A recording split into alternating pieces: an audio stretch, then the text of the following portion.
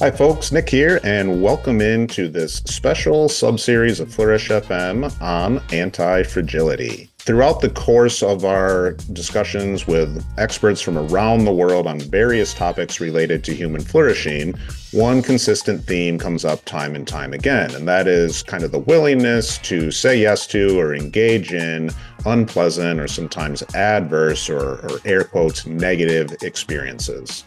So we decided to dive into this topic a little bit more deeply by chatting with some people from our lives that are highly successful, live what we think are anti-fragile lives, happen to be kind of just parents, right? Family people, living sort of the normal existence as well, and really see what we can learn from them about the lived experience of anti-fragility, the ability to not just bounce back from adverse scenarios, but actually grow from it, and maybe in some cases even thrive through it, or at least because of it. In this opening episode, we are talking with Peter Goldstein. Peter is a great guy, a seasoned entrepreneur, capital markets expert, and an investor with over 35 years of diverse international business experience. Throughout his career, he's been a CEO, a chairman, an investment banker, a founder, a board member, an investor, you name it. He's done it, and his achievements include things like capital market specializing and equity financing, strategic planning, transaction structuring. But most recently, and maybe most importantly, he is the founder of Exchange Listing LLC, which is dedicated to facilitating growth companies' listings on exchanges like NASDAQ and the New York Stock Exchange. So in other words, he helps companies go IPO and understand how to go IPO. He is also the founder of Emmis Capital, a specialized boutique fund investing in global small and microcap pre-IPO growth companies. So in addition to all of that, Peter is a father of two, a really good guy. He's extremely thoughtful around topics like well-being and performance and resilience. And I think he's just a great example of anti-fragility. So here it is. We hope you enjoy our conversation on anti-fragility with Peter Goldstein. Hey. What's happening, boss? How are we doing, Peter? Good. How are you, Nick? Good. Good to see you. What is your definition of anti-fragile? I'm curious just to frame that for me. Sure. Yeah. Let's start with, I think, kind of Nassim Taleb's original definition, which is things that grow from disorder or chaos, or you and I share some common language like VUCA, VUCA, volatile, unpredictable, complex, ambiguous, right?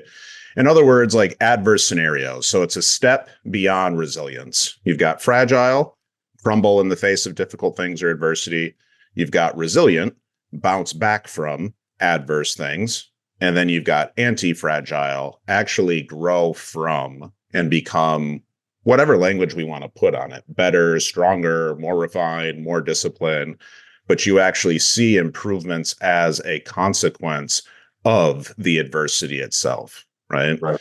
And just to remind kind of our listeners, the reason we're taking a deep dive into this is in our conversations with experts from around the world on Flourish FM, this topic keeps coming up.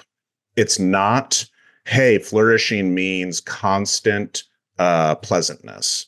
It's not just unrivaled hedonism. There's some of that, which we'll get into when we talk about well-being a little bit. But there's very much listen, you want to flourish and thrive in whatever you do. Ideally, you have some skill sets and experiences and capacities to navigate the shit along the way. Right. Yeah. Cool. Right. And so you're a perfect person to talk to, I think. Right. And I think, I'll say it for you so you can remain your naturally humble self. But I think you you are right. The right person to talk to about these sort of things. And so that's what I want to dig into with you. Happy to do it. And, for me, just to say it before we get, too deeper, it's also a great opportunity for me to talk about things that in the past, I wouldn't have felt comfortable nor wanted to talk about. So that by its own right is part of my own demonstration of being anti-fragile, right? It's like, there's some value in embracing and talking about all the hardship. And it's good. I'm finding a new kind of release on the opportunity to embrace that by itself and then take that out where before it was locked down. There's no talking. Yep. 100%. And that's a good place to, I think, immediately just mention some of the nuance here where you're right. That's a perfect example of anti-fragility. And one of the things I didn't mention about this idea is that we don't think it's like just traditional mental toughness or suck it up sort of attitude where just nothing bothers you, right? And so to your point, if at any point we hit a topic, a story, a conversation that's going deeper or more personal or whatever it might be than you might want to, I'm not asking that you just suck it up and be anti-fragile when we get there. So let's start with that question you asked, I think. I mean, I told you how I define anti-fragility. Does that definition or concept resonate? When you first heard the word, did you think about it a little differently? No, I think I heard it the same. I think it's really more about, we all understand uncertainty is everywhere, and fragility and anti-fragile play inside of that. It's more my language on embracing and being a part of the understanding that that is a constant. So in order to have a beyond what I would say adapting and resilient is a way of overcoming that. And, it's kind of like the two sides of the coin. For me, I see it more as the possibility of what's available by not being stuck in a fragile or uncertain component of life and being able to move beyond. Resilient just doesn't do it anymore. Adapting maybe closer, but it's really about applying the actions necessary to rise above and to create kind of that infinite player status. So, I'm dancing around. I don't think as a refined, because I haven't really spent time on that as a topic or as a definition of what that would look like. So, that's why I wanted to ask to make sure I'm most definitely aligned. I think fragile as a word has a preconceived notion. And then so, what's the opposite of that? It's just, tough as nails kind of first comes up, but that's not it either, because the toughness to your point just only takes you so far. And then it's beyond all that, which is really, where I think the real payoff is. Right? Yeah. Dr. Adam Ray would always say it's about flexibility, not necessarily rigidity, right? Understanding values and having some containers and systems and structures, but having some flexibility within those things as well. You use the word adaptability also. Yeah. Big one for me. I mean, I use that. So, and they're very close, right? So, I think that what I heard you say is, going beyond resilience and growing better, stronger, further, is that piece where you can start off, and I can see different stages of this, right? Where look at my own scenarios, but I don't think I came in or had a definition, but I have a similar concept around it. First gut reaction, even when I first heard you mention, was okay. Well, sounds almost like you're just overcoming that nervous, anxious, uncomfortable. But it's as we're digging in, as I've heard you and spent time around Adam, I know it's much deeper than that.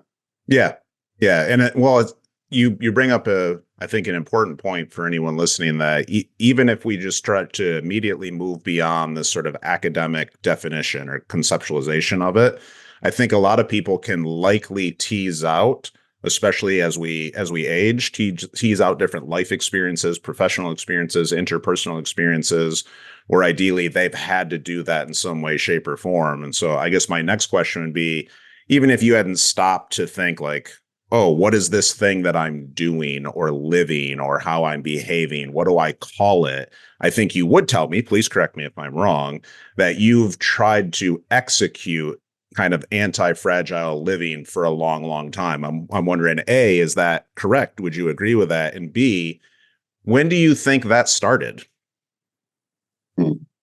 That's interesting. So yes, for sure. I think as humans, hope is akin to kind of an innate human nature, faith, which leads to some form of resilience. But then there's the beyond that. And I think that's where the challenges come to rise above that adversity or those challenges or that uncertainty or even fragility.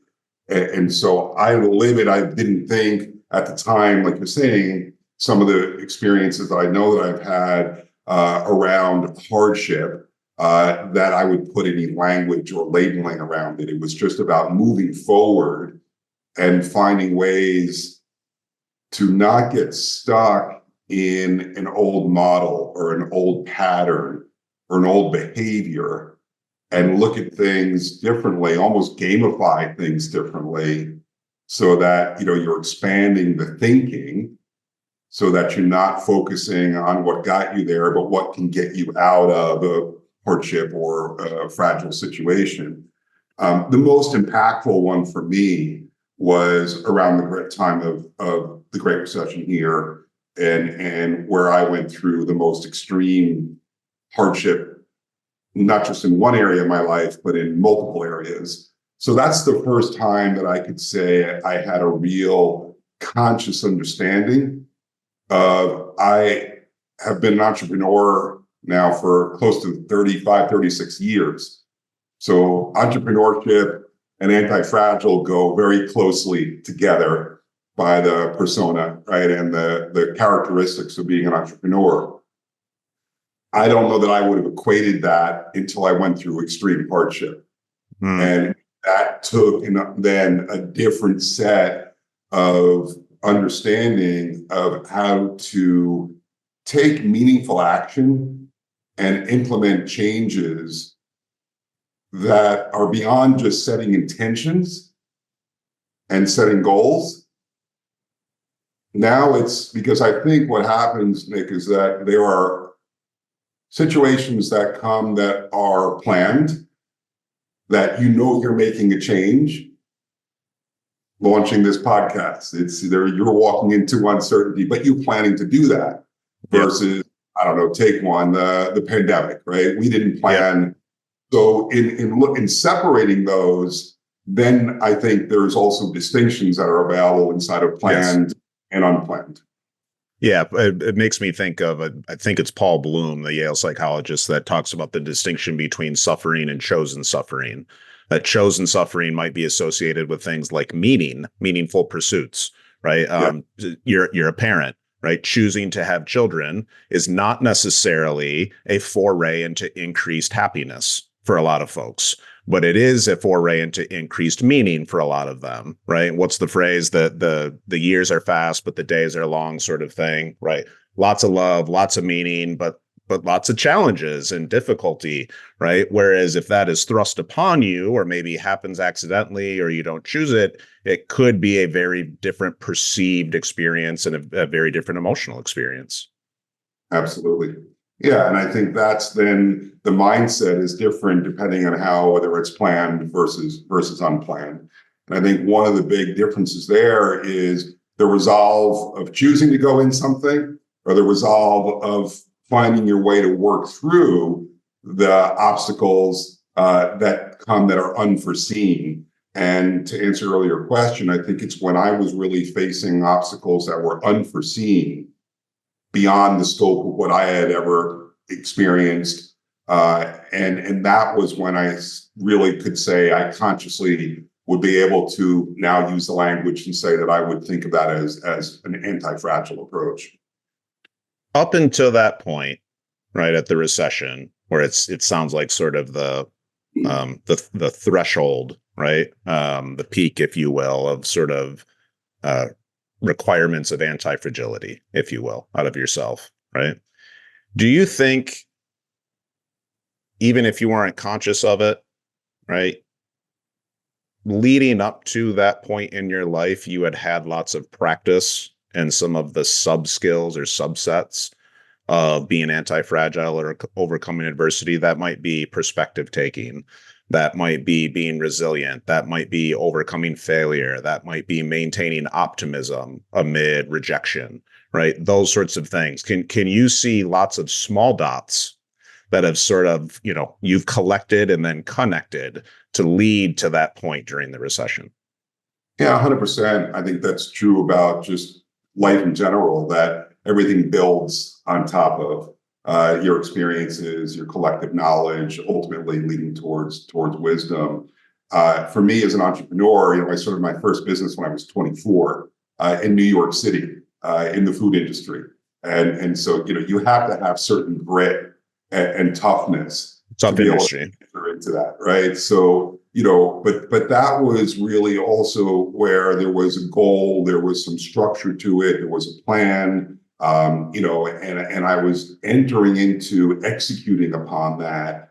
I have stories on top of stories, like just one that I remember now, that it was a very critical. I served the five-star restaurants in New York City, and there was one of the most, worldly recognized entities that I could not get as a client.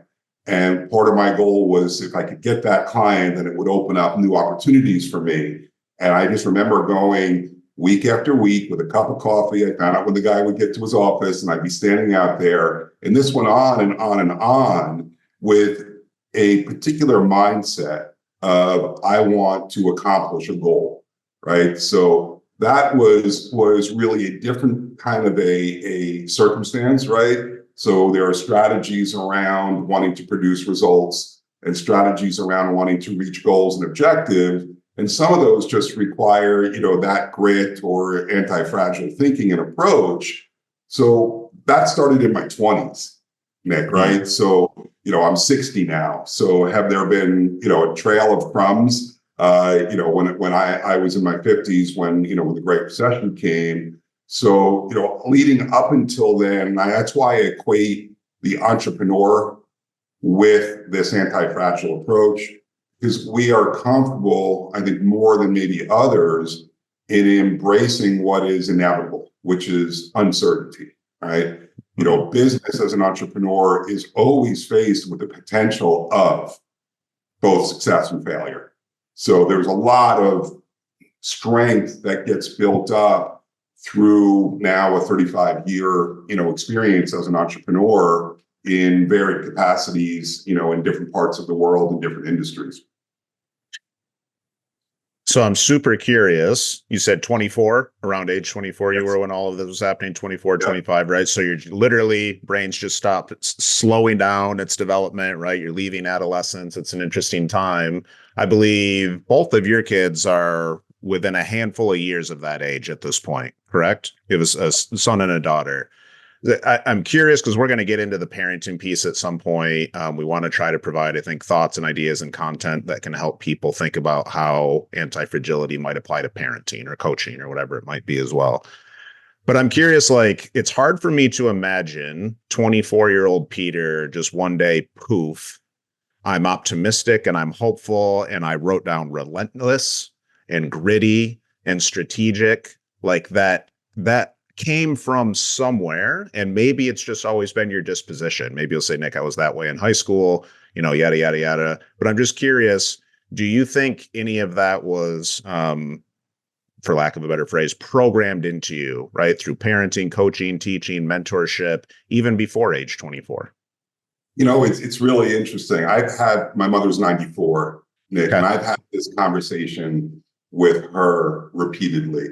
Like, trying to get to the source, and we can trace it back that, when I was a young child, I would want to hustle. I had the inevitable, entrepreneur's classic story of, the paper route. I would shovel snow in the winter. I would rake lawns, I would mow lawns. So that was really ingrained in me. My parents weren't entrepreneurial, right? My mother was immigrant, came over from Germany.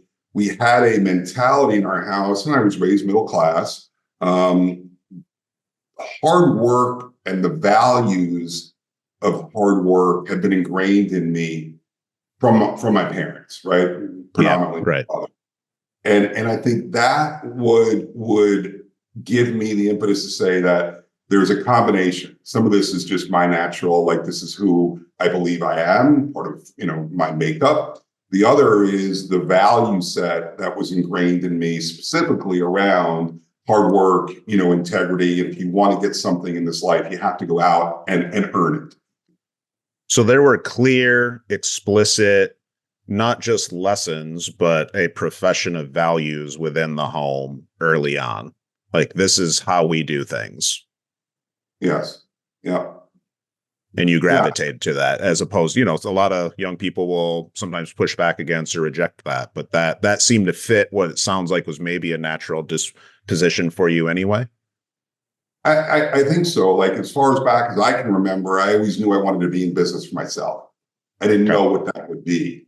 And so I, would say that there was a piece of knowing that I would ultimately be following some entrepreneurial pathway, but not having a clear, understanding outside of the hard work, the values. And I think coming from a middle class, suburban New York Jewish family, that there was a desire for me to apply myself to something where I can excel and I can shine. But that was a little bit later, towards my 20s, when that came about. Prior to that, it was really, I didn't have that same internal drive and motive for going out and even setting upon, starting the business that I did. So it's tricky to define, but I do believe in somewhere between value set, drive, and a passion around building and growing business. At that point, it was building and growing and producing results that gave me confidence, gave me, kind of the rewards of hard work produced by my own applied energy, intent, thereby outcome. So that sounds like some positive reinforcement that actually may have led to in some cases, craving the challenges and craving the obstacles. Like, in simple words, I would imagine most people can relate to, like, you get more satisfaction from the hard stuff that you do, not the easy stuff, right? For better or for worse. That's unfortunate, but it seems to be a reality, right? And it sounds like that certainly has been the case for you. So what happened so first of all, what was the restaurant business? And then what happened to it? What did you do after that? So I had studied hospitality management. I got an opportunity to go work at the Rainbow Room in Manhattan when I was 23. Cool. When they had reopened, this is atop a Rockefeller Center in New York City, 53rd and 54th floor, both public and private. At that point, they were reopening. And if you've ever been to a restaurant reopening, especially one of that visibility, it's incredibly intense. You're working 7 days a week. You're working 12, 14, sometimes longer hours. And the person that hired me had a bit of a nervous breakdown. And the then so-called, top management in New York, two individuals who at the top of their careers gave me an opportunity at the age of 23 to become the director of operations. And so here I am at 23, director of operations in one of the most, prestigious, renowned restaurants. And I did it for a year. I learned more in that year about how to manage and run and work efficiently in a very chaotic, highly variable environment. And I thrived in it. I also realized that that's not something that I want to do for the next, 30, 40 years of my career. And there, knowing that I always wanted to work for myself, actually, on my 24th birthday, Nick, I went to City Hall on Center Street and got my first business license and started a business where the Rainbow Room became my first client because there was an opportunity that happened inside of some vendors going out of business and my relationship with management and with the chef. And I saw, and this is one of the fundamentals, I believe, as an entrepreneur, that there was a need in the market that was unfulfilled, right?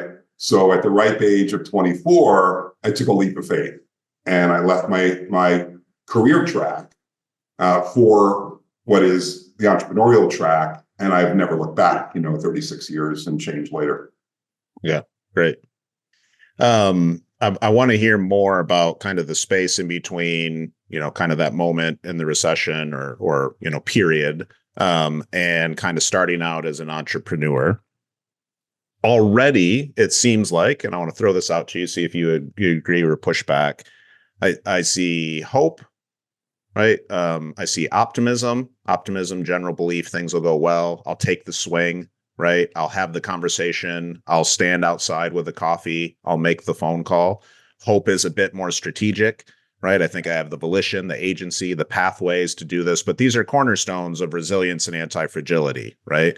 When shit hits the fan, do I believe it can get better? And do I think I have strategies to make it better? Right. So it seems like inklings of these behaviors, even as you're starting out in the business world. Does that feel right? Is that how you've always functioned? I think so. I think a lot of it gets learned, right? I think over time you're cultivating an understanding of adaptability, right? Cultivating an understanding of risk assessment, whatever words you want to put at it, which is re-energizing yourself around your goals, the missions and the strategy that you have. And I'm going to use this around business. That involves, yes, that mindset, Nick, that you're talking about. There has to be a positive mindset inside of all that. Combined, I think, with the resilience and the adaptability, that's part of the formula, which then blends with a little bit of experience, some emotional intelligence, and that uncertainty, that embracing the fact that things are going to go wrong, things aren't going to go exactly as planned, and then managing that stress and that uncertainty to come out the other side with a better outcome than what was currently, provided, right? So it's not any one of those. I think it's a combination of all of those for me that are the recipe inside of, the anti-fragility component. Yeah, it's really interesting. You've used the word embrace 2 or 3 times already, and it makes my head go to a term like acceptance, right? We may have chatted a little bit about acceptance commitment, right? Again, Adam's a big fan of it. Talk a little bit about, like, when you say adaptability, there's probably a slippery slope between adaptable or flexible and not having like identity or values or direction, right? You could potentially get really out of whack or incongruent if you don't have something sort of centering you, right? I'm wondering if you've dealt with that tension, right? Or it's just, listen, I'm going to figure it out. I know who I am. I know what I care about, and everything around that is bendable, is malleable, right? Because there's a big difference to me, and this is important, I think, for anti-fragility, between embracing uncertainty, embracing change, embracing difficulty, and potentially letting so much of that in that you lose yourself in it, if that makes sense. Yeah, it does. I think it's in the category of what you resist persists, right? Sure. So Okay. embracing of it is, I'm not going to fight the situation, whatever that may be, as opposed to, okay, let me embrace it, meaning have some acceptance around it, and not try to be at odds or fighting with the circumstances, but then look to shift that to thrive in that uncertainty. To me, starts with accepting it and thereby embracing it, right? So, that's I think the beginning and really what I've learned. I didn't learn that coming right out, that the end result of that embracing is then to come up with a shift in thinking. And it really becomes now a catalyst for me. Like, I see that now as opportunity, where maybe in the past when I was in it and, you're in the forest and you can't see through, it's very daunting. Now it's a trigger for me to say, okay, step back, rise above this, take a look, accept and embrace that. And especially right now, the world to me is as uncertain as it's ever been inside of the categories that we know, geopolitical, economic, you could pick your different listing of coming out of the pandemic, so on and so on. So in the speed at which things are going, you've got now global connectivity, that by itself is unsettling and creates uncertainty, tag on all the other components. So for being able to just accept that that's reality. This is what's kind of so. The world is moving at that kind of pace right now. You can pick one. You could say, hey, Ukraine, Russia, right? Israel, China, Taiwan, North Korea, South Korea. Sure. That's just one aspect of geopolitical uncertainty. Sure. Add all of the other pieces into that. So those, to me, are where innovation gets spurred and where a different form of thinking gets spurred. And I think the ability to embrace that is critical to being able to navigate, going forward in a way that doesn't trigger, the negative components of human behavior.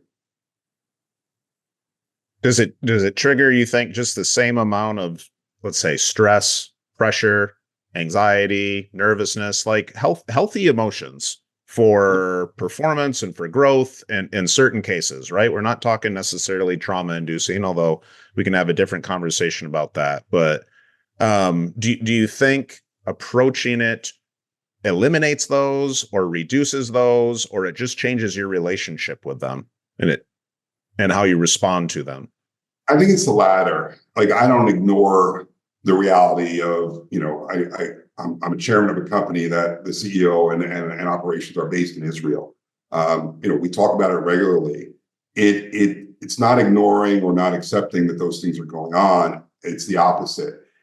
I'm not as reactive and I'm not as emotionally tied to those that it gets in the way of, the bigger opportunities. But it does act, instead of a negative catalyst for me, an opportunity to shift the thinking into a positive component. And, that's not 100%. When the Israel, conflict started, it was very difficult. It was very hard, especially being, a child of a Holocaust survivor. It triggered all kinds of things emotionally. But, I think that's where the change comes, in being able to accept that. Here's what's so, then move beyond that and kind of move beyond the status quo by shifting and expanding and exploring new ideas and the adoption of incorporating and embracing the fact that this is what's happening. Hi friends, Nick here with just a brief interlude to share with you an update on one of our newest partnerships with the Antifragile Academy. Throughout John and I's conversations with many, if not most, of our guests, one thing has been made really clear.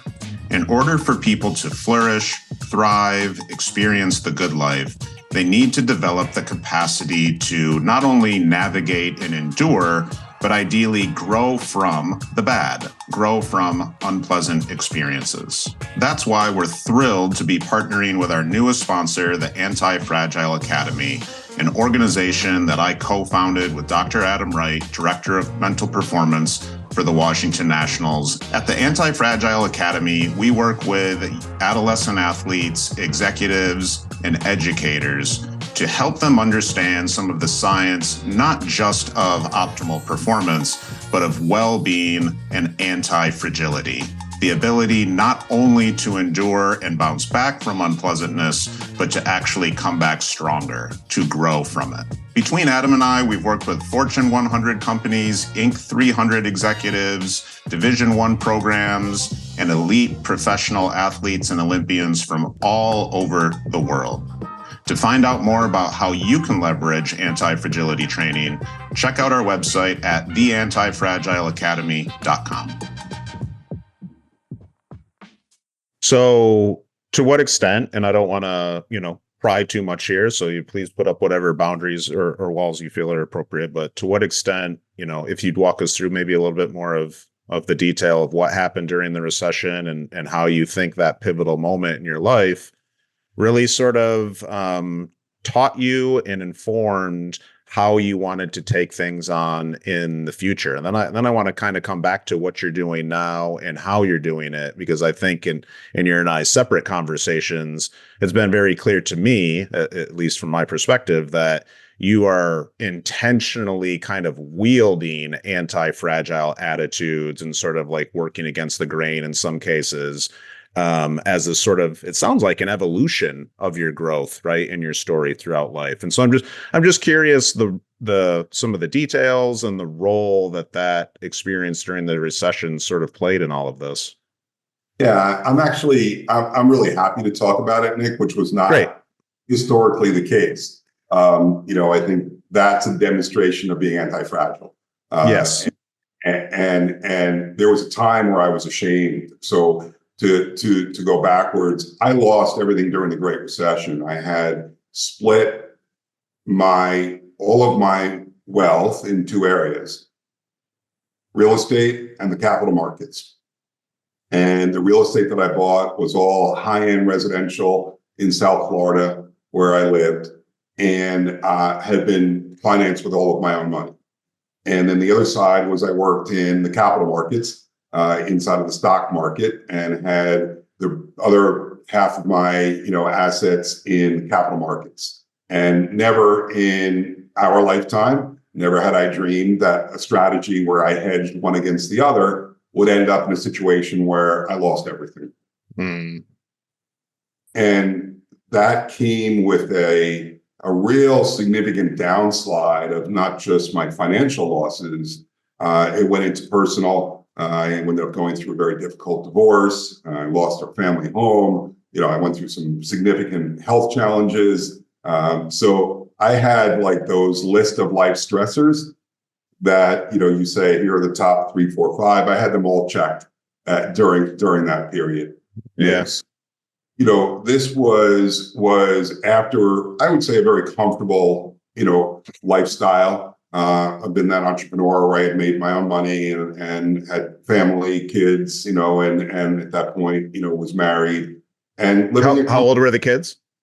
The kids were 9 and 11 years old. Okay. And they didn't know from hardship. Sure. Right? Sure. Life was good. And private school and travel and, we were enjoying a very, very nice lifestyle.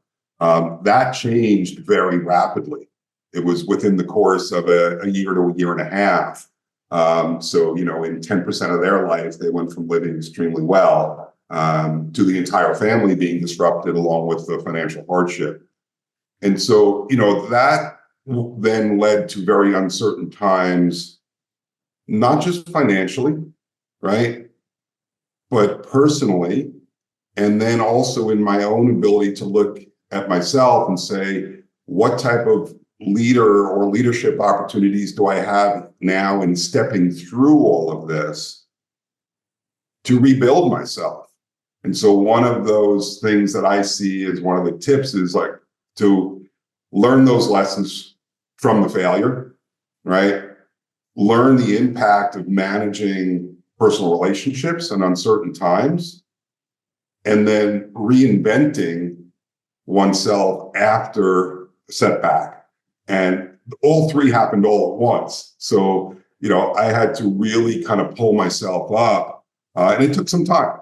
There was also some health, setbacks during that. Imagine the stress took a real toll on me. And fortunately, I caught it in time and had a stent put in my heart. And I'm fortunate to be here. So if you add one more into that, Nick, just to really dial things up, is you add in a near-death experience. Now you have a whole different perspective of fragile and anti-fragile, right? Yep. So that all occurred in the matter of, I would say, within a 3-year time span.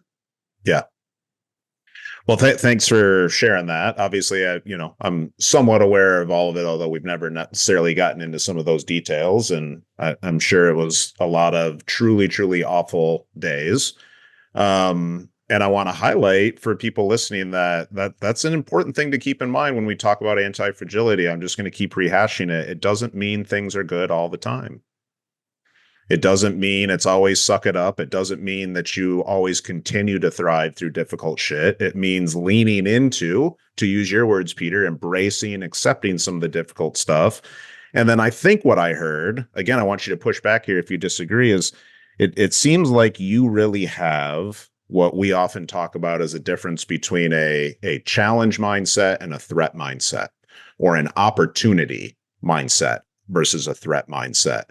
Like there's this unpleasant, adverse scenario happening. It feels like crap in a lot of ways. And at the same time, the language you said, how am I going to pull myself through it?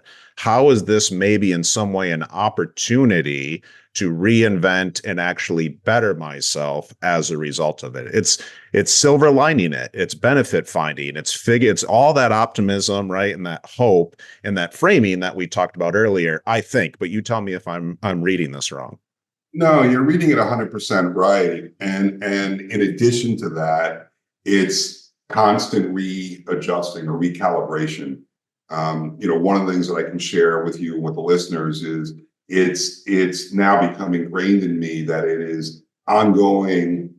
Check where you are, look at the status, look at what other trends, metrics you want to be able to map that out and adjust again and again.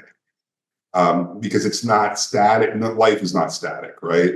Uncertainty is not static. Fragility is not static. And so in being able to constantly adjust and adapt was part of more than just a mindset.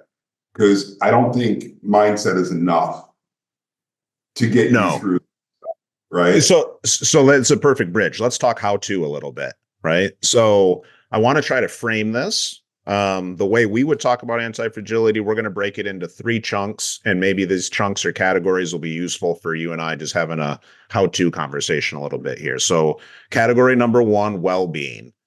So actively, thoughtfully, strategically taking care of your own well-being. And that often by requirement means taking care of other people's well-being and theirs of yours, because it's communal and relational and that. But build the good, let's call it, right? You mentioned physical health. Well, we can get into all that. Bucket number 2, skills, techniques, tools for navigating the bad. That's the resilience piece, the ability to, at minimum, bounce back, ideally, even make the most of it, right? This might be perspective taking, acceptance, commitment, embracing, gratitude, meditation, right? A lot of those sorts of things. And then the third bucket would be performance.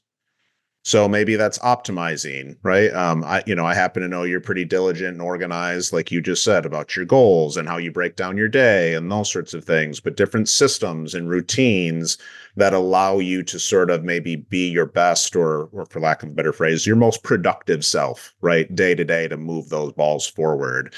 And then we're really talking about the synergy of those 3 things, right? So those 3 categories make sense, resonate. You got one you want to start with? 100%.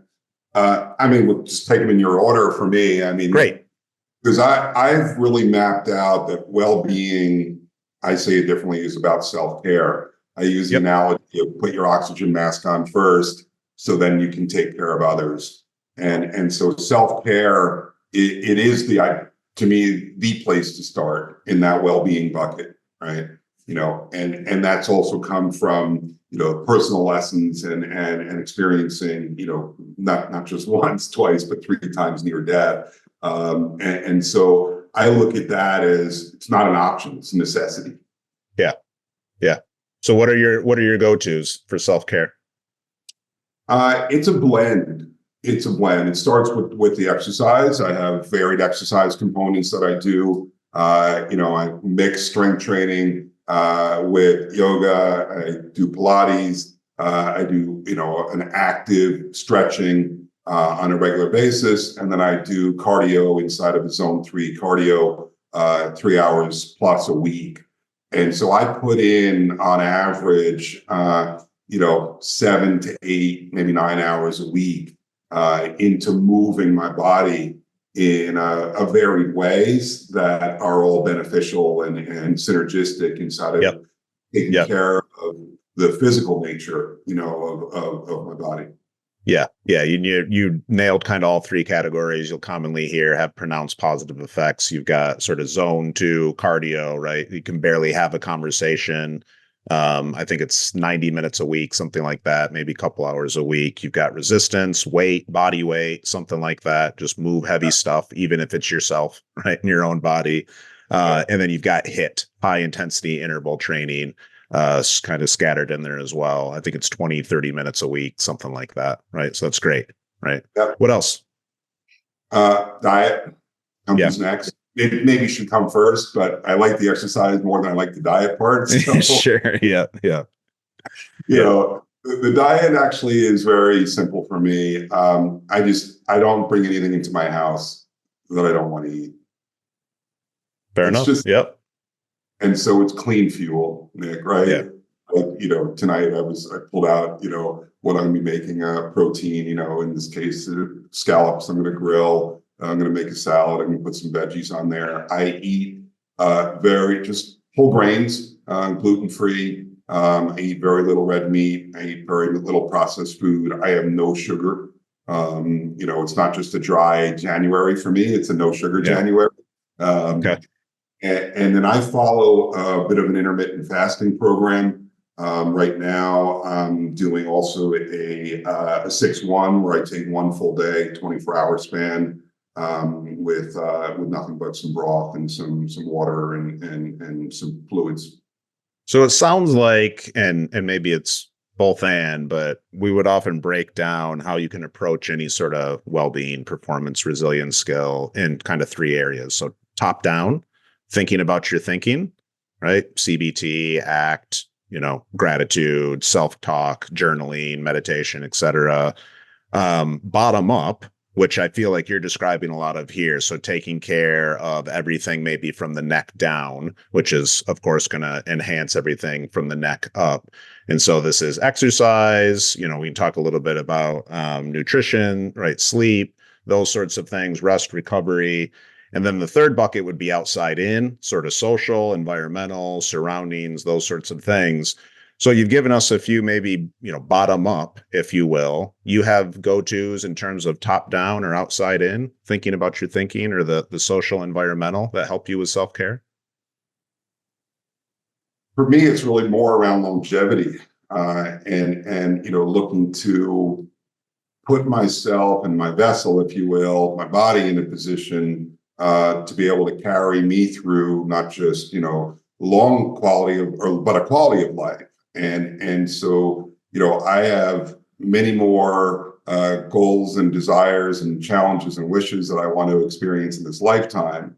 And so the big picture there is around well-being and longevity, so that I can really enjoy the quality of life and have my body support all the different aspects of living a fulfilled life.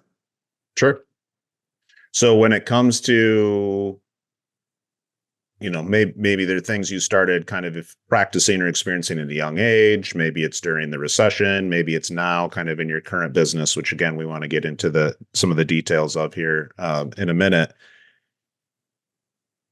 All the bottom up stuff's great. How do you, and maybe it's natural for you, do you have intentional activities that help you regulate the stress, the pressure, the chaos, the ambiguity, and all the emotions that comes with, right? Because the core theme here has been be willing to take it on and say yes to it, embrace it, leverage it, right? And then grow from it. And so you've had this disposition and you take care of the vessel. How do you take care of the mind, if at all? Or maybe it's just natural for you. Well, I think there are some buckets that I can take high level. So one is, it's really around having a support network for Sure. me. So this allows me to be able to leverage, relationships, family, friends, peers, advisors, support, where I can talk and gain emotional support during uncertain times, right? There are tactical things, of course, Nick, like we were talking about. I do meditate regularly. I spend an hour a day in what I would call, a spiritual practice. And now that I'm in South Florida, that includes going to the beach, but it's also meditation, it's quiet time, it's reading, it's writing, it's journaling. But I found that having that support network and then building in the communication really does support me from an emotional standpoint. That is not a day-to-day tactical, kind of show up that way, but I do structure.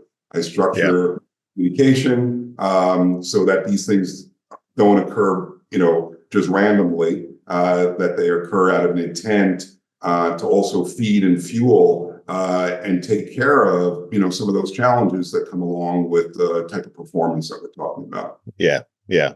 Yeah. You just hit so many different, I think, kind of markers there of, what we call well-being, or if you want to extend that all the way to human flourishing, but the meaning and spirituality piece, the social support or the relationship piece, obviously the deep work, kind of flowy achievement, take on hard things sort of piece, the physical health, checking a lot of boxes there. So I'm not surprised to hear it, but those are great. Yeah. And one more that I'll add, because Sure. it's privy to the work that you and Adam are doing, is having coaches and having people who you trust, you like, you respect, to be able to talk to and talk through all the different things that come along with wanting to reach that level of optimum performance in the different areas of your life. Yeah, absolutely. One of our guests from episode 33, Robert Biswas-Diener, just put out an article today, I think, talking about the various benefits of coaching. And I think you're exactly right. Ideally, we would all have somebody to talk to, confide in, get perspective from, support from, have us ask good questions, those sorts of things. Yeah. So actually, somewhat along those lines, maybe there's our natural segue. I want to come back to kind of the family and parenting. And, I'm curious about the extent to which you may or may not, strategically and thoughtfully try to help your kids learn some of these lessons or take on some of these hard things or build some of these skills that were instilled in you as a kid, but you also learned, I'm going to say somewhat accidentally, through your willingness to say yes and be optimistic and take things on, right? Did you go about that in a somewhat kind of meta or intentional way with your son and daughter? Not in the beginning. No, Okay. I think many of us as young parents, we just hold on, and there's no playbook and no rule book. Sure. Yeah. And you just, strap on and go for the ride. Coming out of the hardship, it's different. Because I think, like many parents, we want the best for our kids. We want them to have a better life and lifestyle than we've experienced. And a lot of that for me has been working with them on understanding the things that we're talking about, and also focusing on continuous learning and growth. So that's now very much a theme. We of course have the value set, and kind of ingrained that in them. And I would say that was from the beginning. But now I work, especially with my kids as they're entering into different stages of their life, about embracing that mindset for continuous learning and what that means, and the value of having relationships inside of, building that knowledge and combining that. So there is a lot of thought that I give that I want to pass on from my experiences that my kids can benefit from. And that also actually comes from part of the effective communication, right? Yeah. So, yes, it is, I would say, a blend of wanting to share ongoingly as things develop and unfold in our lives, and being a part of that with your children. And then also a strategy about, hey, what have I learned that if I had my 23 or 21 year self now, that I could provide that knowledge, those lessons learned, and really what you want to leave behind with your children, right? That comes now more at the age of 60 about some legacy thinking and conversation as it might have in my 30s or 40s or 50s. Have they been receptive to it? In different ways. In different ways, and it's also father-son and father-daughter, that were very dynamic and very different relationships. But if nothing else, I'll say this, that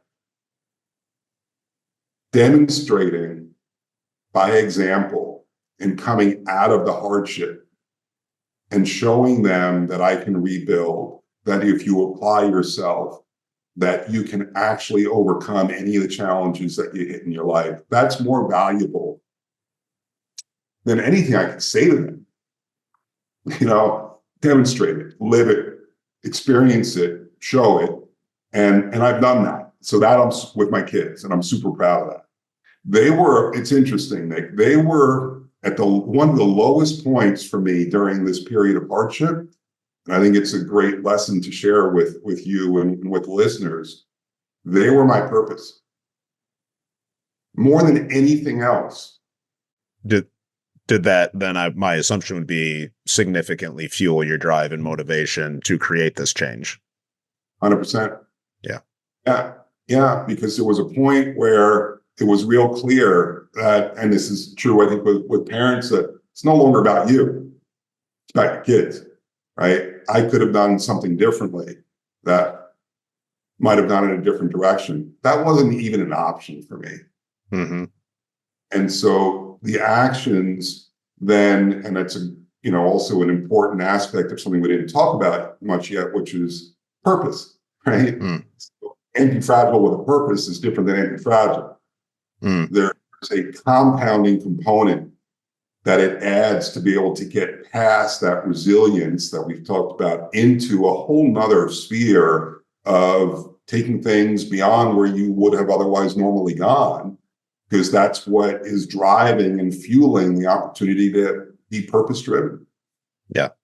More likely to burn out and have some serious issues if you're dealing with constant adversity that requires anti-fragility and you don't have some sort of meaning or purpose behind it. Agreed. Well said. I'm curious. I'm thinking the name's eluding me at the moment. I think it's Dr. Lisa Darmour. I apologize if I'm getting the name wrong, but Blessings of a Skin Knee, Blessings of a B-. These are books essentially about like let kids fall, right? Metaphorically speaking, or maybe literally speaking. I'm just curious because you mentioned purpose, right? I happen to know you well enough to know how much you love your kids and how much you value being a father. I spent a lot of time in schools and around parents and families and athletes and those sorts of things. And so many people are well-intended in that they want to never let their kids suffer. And I'm curious if you found yourself not just, kind of leading by example in your change and your resilience and your transformation, but being a little bit more willing to let your kids scrape their knee a little bit here and there, so to speak, right? Or get that B- here and there, whatever it might be, so that they had to start practicing this sort of mindset or skill set. Yeah, it's interesting, Nick. I think that one of the mistakes I made early on before really losing everything in this period of hardship was I gave my kids an amazing lifestyle. I enabled them to not feel any of that pain and discomfort. And then they felt it in a much more extreme way. And we had no choice about it at the time. But I just believe, to be human is to suffer to some degree. And I think hardship in varying degrees is one of the greatest educators and motivators that there are for human beings.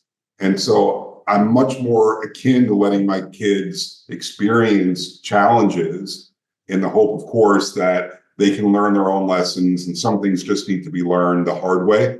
No matter how many teachings, mentors, learnings, lessons may be, some things just have to be learned on your own in your own time, in your own manner, right? In your own stage of development in life. So I'm much more akin to that. And I also at the same time, want to provide the best for my kids to have the opportunities for them to live, a blessed life where they're fulfilled, right? Sure. Where they're really living, large, and I don't mean financially large, just really living a rich, experiential life.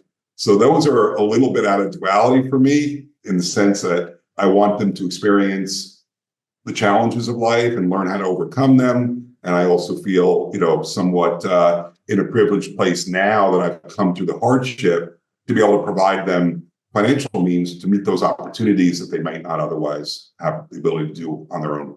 Well, listen, I mean, it's interesting you bring that up. I'm not sure there's an either or there. I mentioned Dr. Robert Biswas-Diener earlier in our conversation with him. We talked about this concept of psychological richness. You just used the word rich, right? And we don't mean financial. Rich means full, right? To some extent. And full of what? Full of the range of life and emotional experiences, not just the good ones.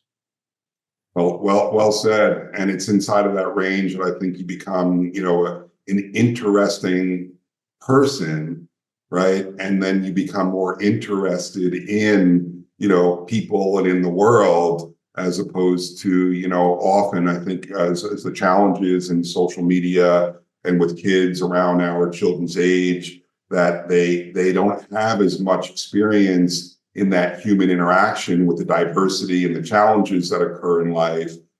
So it is not and or, it is an and, which I'm a big fan of. I'm even a bigger fan of and. Yeah. All very positive. Yeah. Great. Well, listen, we want to be sensitive to your time. We're going to start to wrap up here. I do have kind of one or two more questions for you. We'll have introduced you at the start of the episode and kind of gone through, your many accomplishments and what you're doing now. But I want to give you a little bit of time to talk about your current projects, your newly released book, which has hit some bestsellers lists. I want you to be able to mention and where people can find you. Before that, we always have what we kind of loosely call a flourishing question. We're going to adapt it for this special series on anti-fragility. And I'm going to ask you simply, any adult out there listening that's thinking about, how might I do this in my parenting? How might I do this in my professional life? How might I continue to grow, evolve, take on difficult stuff, be anti-fragile? If you had to try to reduce it down to what the one thing is that's most important or most foundational, right, for you and your experience of anti-fragility, what do you think that is, and how might people do it? Yeah, I would say this. Uncertainty is inevitable in life. It's a constant. And I don't think it's an option, but I think it's necessary to embrace that uncertainty in order to expand yourself and live a much richer, fuller life. So go beyond that it's necessary or that it's optional, but understand that it's necessary to embrace uncertainty to get to the other side and live an anti-fragile life. Yeah, love it. Thoughts on how to do that? I do. I mean, I think there are tips and techniques around that, many of which we've discussed, here today. The first one that hits my mind is to reclassify the situation. Love that. Great phrase. And take it from a problem to an opportunity. Yep. That alone, Nick, if we all could do more of that, step back, reclassify, reposition problem to opportunity to possibility, that's powerful. Yeah. Yeah. Boom. That's a good mic drop moment. Well said. Yeah. Tell our listeners a little bit about what you're doing currently. Tell them about the book, where they can find you, where they can connect with you. You got a lot of cool stuff going on. Yeah, I'm happy about sharing that with the audience. So I'm the CEO of Exchange Listing. We are an IPO advisory firm. So I work with companies that are going to be listing in the United States on a senior exchange, such as NASDAQ, the New York Stock Exchange. We take them through a process of preparing and executing and completing successfully initial public offerings. I also run a small boutique fund called Emmis Capital, which is open to accredited investors, where we invest in pre-IPO companies. And finally, I'm an author and I publish. I just recently published my debut book, which is called The Entrepreneur's IPO, which is really organized around an educational gap for entrepreneurs who wish one day to pursue an IPO and have a practical understanding of what it would take to do so. I'm in the middle of working on my second book, which is geared towards investors who are interested in the IPO market. You can really follow me and connect with me on LinkedIn. Feel free to DM me there. I love to engage with entrepreneurs. I love to engage with people, of like mind. And so you can find me at LinkedIn and feel free to touch base. And that's where I am. Perfect. Love it. Yeah, exciting stuff. And I'm looking forward to digging the book at some point as well, and really happy for its success so far. Yeah, it's amazing. Awesome. Peter, this was really, really great. I know you're wildly busy. You got a lot of different things going on. So being able to and willing to spend this hour with us is deeply appreciated. And I think you shared a lot of really interesting ideas and approaches that hopefully will help our audience on their path to anti-fragility. Thanks for having me, Nick. And that's what it's all about, right? If there's, some benefit and value that comes out of this time together, that's my hope. And I love what you're doing, and Adam as well, and look forward to supporting and hearing more about our efforts in the future. Awesome. Appreciate you, Peter. Thank you. Thanks so much for listening to Flourish FM. We hope you enjoyed the content. Please be sure to leave us a 5-star review and hit that subscribe button wherever you listen to your podcast and on all major social media platforms. And if you visit our website, flourishfmpodcast.com, you can sign up to our newsletter. We send out a weekly newsletter. First newsletter of every month, we share a long form blog, and every newsletter, every week, we share highlights from our previous episodes. Please hit subscribe on our website.